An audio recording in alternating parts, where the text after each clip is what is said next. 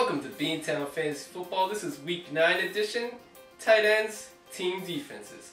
I'm the host, Ace Wonder. This is BG, Mark Fury, the former host of Jaker. We're going to start out this week with tight ends. I'm looking to my left in BG. Who do you got? You know what? I got Mr. Marcedes Lewis against the Kansas City Chiefs.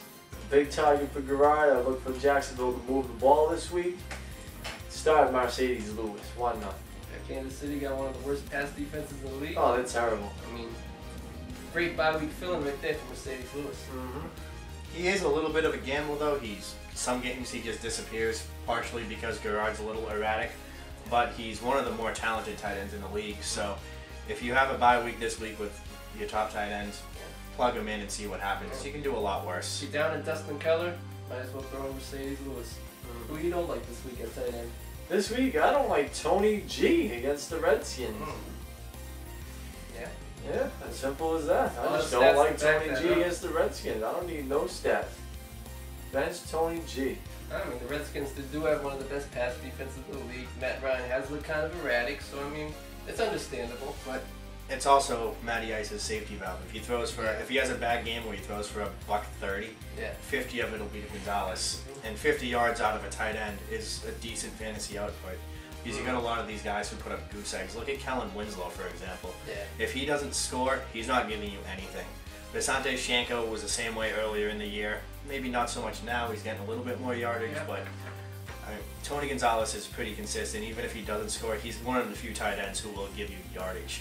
I got to agree with BG on this one because I recommended benching Tony Gonzalez last week. You disagreed with me, and I still stand by that decision. He did not have an incredibly productive day, and I don't think it's Tony Gonzalez, it's Matt Ryan. You're only as good as the person throwing to you.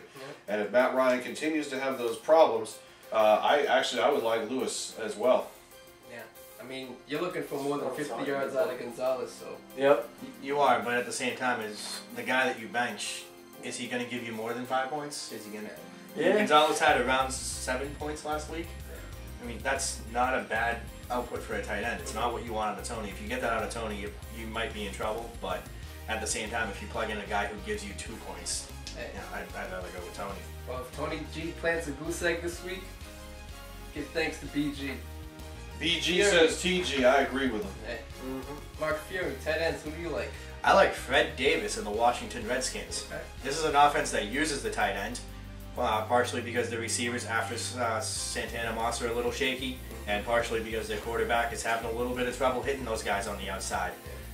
Chris Cooley's out, and Fred Davis was impressive in his first start. He had 78 yards and a touchdown. This week he's going against just a dreadful Atlanta defense. Their linebackers are a little bit better than their corners. Their safeties are decent, but Fred Davis is still good enough to beat these guys.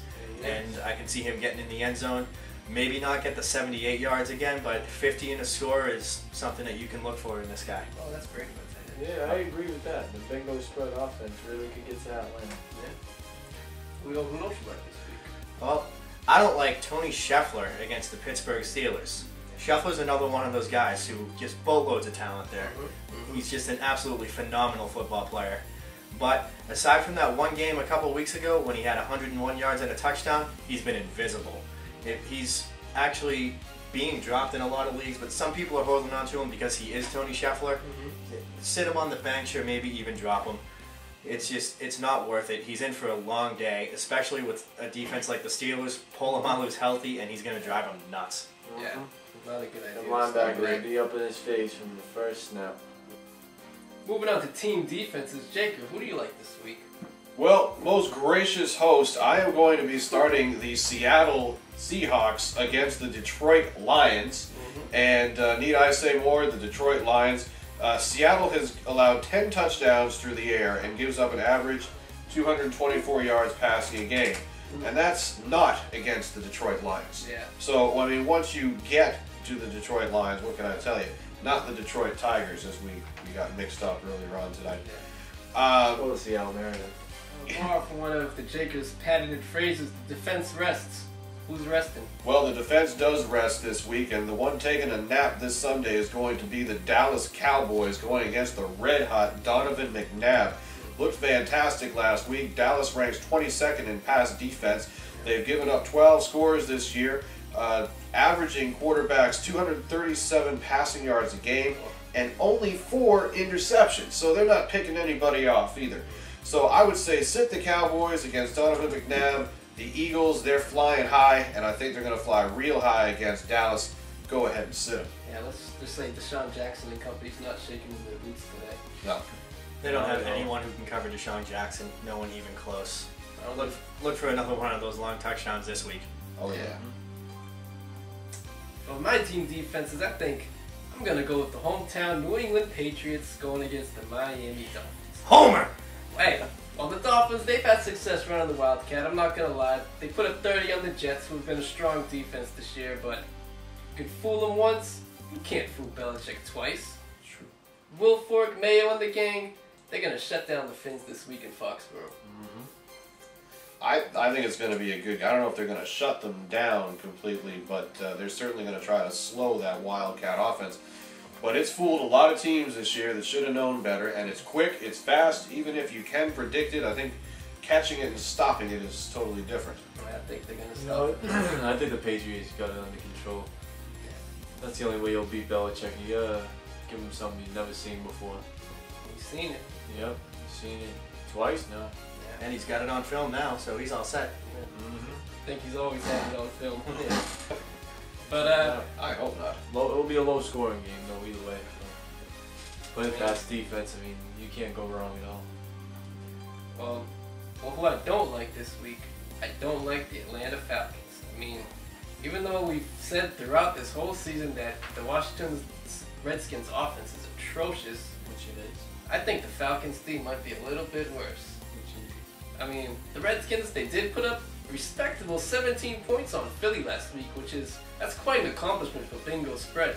I mean, I think they might challenge 3 touchdowns this week, and the Falcons struggle against the pass, and hey, they may even struggle against the run this week. Well, I'm with you on this one. I would never even think about owning the Falcons D this year. It's just they don't have the corners. Their safeties are pretty good, especially Thomas Dick, who's playing out of his mind right now. He's going to be a heck of a player in a couple of years.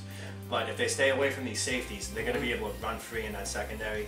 The linebackers, Peterson's good, Lofton's great, Stephen Nicholas isn't, and he's going to be out there. The defensive line's banged up. There are holes all over this defense. They're one of those defenses, they got 6 good players, 5 bad players, and that doesn't get it done in the NFL, no matter who you play.